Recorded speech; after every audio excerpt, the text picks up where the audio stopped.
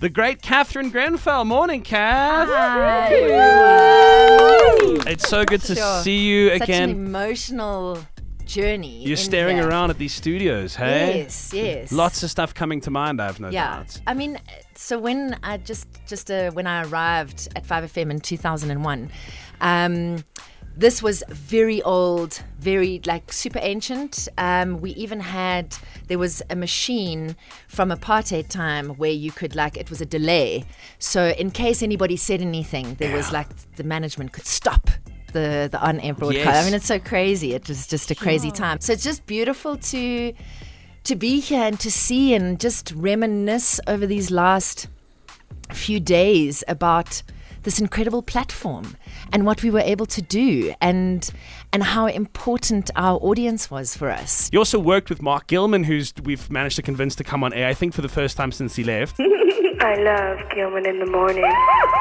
You know what I'm saying? To many people, this is one of the great broadcasters of South Africa, the Mountain Man. No one's sleeper. Mark Gillman, what's happening, dude? I don't know how anyone gets up at this time in the morning. Did you see now? Look, now she's back. Go ahead. Kath Grenfell is still here, by the way. You left 5 when you were at the height of your career. You know what I mean? Some people get forced out. They say, listen, No, I buddy, don't know pack about your the hype, bags. but I hear you. You weren't being told to go yet. We had a right? sense. I think that's fair. Okay. Oh, you thought the meeting was coming? No, well, yeah, every year the meeting's coming. Yeah, but I mean, you thought that the axe was going to land on your head that year. Every year. The meeting had been coming since I started. Really? Yeah. Because of your mouth, or because management just didn't 'cause know what they were doing, or why? Because I think there was also there is a culture of it. It's a very unfortunate. I don't know why. In fact, I don't know whose hands it plays into, but it still is a culture. Here's a theory for you. It's a culture for you. You're gonna get your papers too. I have the greatest. I didn't want to do this show. I came back I was going to leave, and I came to do it, and that it's the best sense of freedom ever. It honestly is, because you don't care.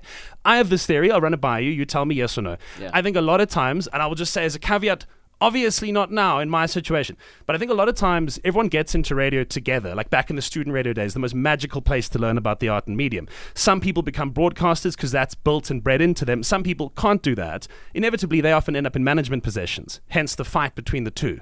Float that idea. What do you think? Yeah, I really don't care. You don't care? That's what I think. Okay. I mean, we're down here and they're on the 8th floor, and that's it.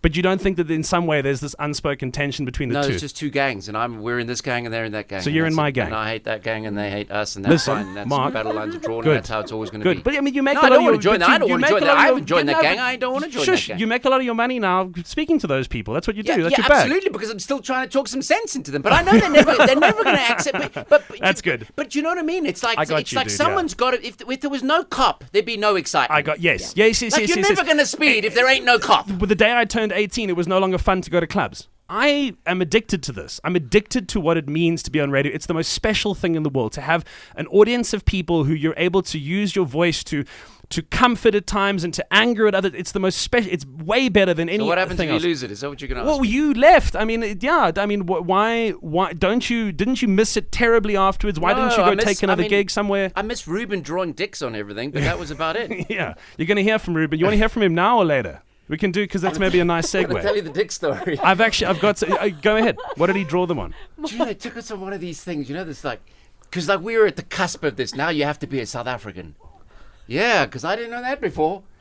And then they put us in buses. They literally put us in mini taxi. In what do they call them? Oh, okay. Just taxis, the taxis. I was trying to. It's called a taxi, right? In taxis.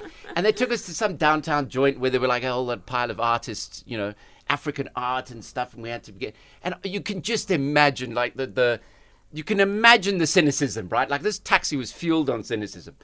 And I remember getting there, and I just thought I'll just behave myself. We'll walk around. We know.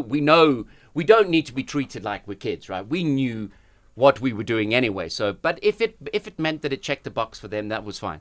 So in we went, and we walked around this place, and everything was cool. And it was all sorts of artwork on all the walls, as you can imagine, in the gallery. And underneath, it would tell you the name of the artwork, and there'd be a price, right? On my way out, Ruben says to me, "Have you seen this one over here?" And he's literally gone in and drawn a dick and balls on the wall, a great big one, right, and written 500 rand below it. Wonderful.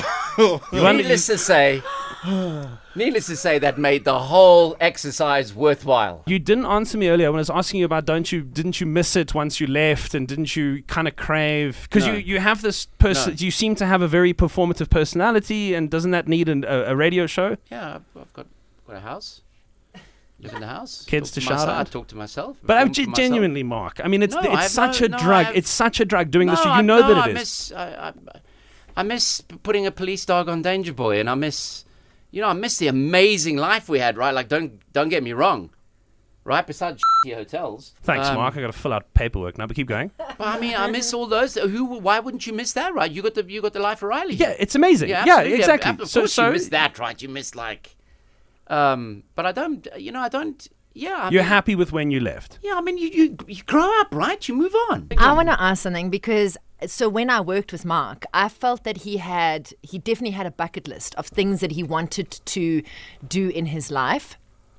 And he basically Leaving here got was one of them. it got it all done by being on air. So I mean, he had helicopter lessons. Yeah, it was all the he things had I wanted to do. Yeah, everything that he wanted to do. So Yeah, I wanted to. yeah. And you went to Iceland and Free you went helicopter lessons. Free helicopter lessons, Yachts. and yachts First and all of class, these things. business class, 5-star Everything, hotels, New York, British LA, Airways, everything. all of this stuff, right? It was this whole go meet the millionth listener thing, which was a Yes. great concept.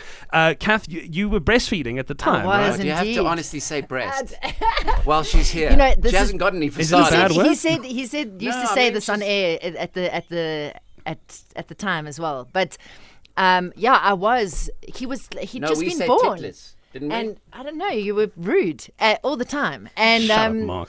I've got great tits. I'm getting but, into this now, actually. I'm actually quite enjoying this now. But I remember like leaving my son in the combi With Kevin and I. with Kevin and Mark, and Kevin was great. You were awful, and like Aaron would be crying, and I remember walking. He was standing there holding this baby and shaking him like to stop No, this is crying. not even funny for people who weren't there, I imagine. It's funny. It is funny. No, it's not even interesting. It is. Ask me about Nelson Mandela. Come on. No. I know you want to. No, I don't. Everybody wants to know about Nelson. I don't want to know about Nelson Mandela. You did the interview with I him. can say what Do I the like. 'cause interview he's about dead now, Avia so- Beer. Huh? About Eugene Seblanche. I know you Do interviewed that Eugene and he walked out after one Gene, question. you've never seen more black people line up at a studio window in your life to meet. You have no idea. Why did he walk out? No, he didn't walk out. He did. He did. No, That's he what did, I was told. because he Eugene did not walk out. He did. He did not walk He out. did. They specifically wasn't- said, "Do not ask the question about the horse." And one of the first things you did was ask the question about him falling off a horse. And do you not No, I don't remember that. Yeah, he left. No, I remember asking no one got the quintessential essence of that conversation, in which I successfully asked him how he had his coffee, and he said swart. Oh! And then people stupidly, because most people are thick, couldn't understand that I had sorted out the problem of his racial issues, and kept saying, "Why didn't you call him a racist?" Bro, he called himself a racist. Like, I didn't need to do that. So you were talking about Kath and the breastfeeding and all of that. So I know you're a fan of sound and you love the different things that the medium can do. We were able to do quite a cool thing because Holly over here is this fine, huh? Yeah. She refers to herself as very blessed in that regard. So we wanted to see, Mark, if there would be an opportunity to get a nice sort of sound out of that. Here's a fun guessing game for you. What do you imagine it sounded like? What? Two breasts clapping together. If you could see Mark's face right now. You don't like it? You want to hear? Right, I'm a bit of a prude in that regard. Are you Mark genuinely? is an exceptional prude. Oh, amazing. This is so good. Exceptional prude. I want to embarrass you then. Okay. So I can run the tape for you then. Like, they used to always bring topless girls to studios. To studio. Yeah, 5. You think something's crass? Yeah. Mark Gillman. Yeah. Wow. Okay, we'll take a listen, yeah.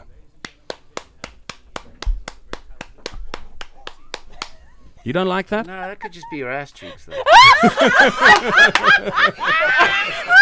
Or shoes slapping your knee or something. Hang on. It's disgusting. I can't believe I've got to sit here and put up Hold with on. this. Hold on. I'm glad Catherine's here. Mark, thanks for coming in. It's a pleasure to have you on. I think you've meant so much to so many people. You don't seem to like compliments, but I mean, for what it's worth, please take them. And please know you're a friend of the show, and you can come in whenever you want. I love Gillman in the morning. You know what I'm saying?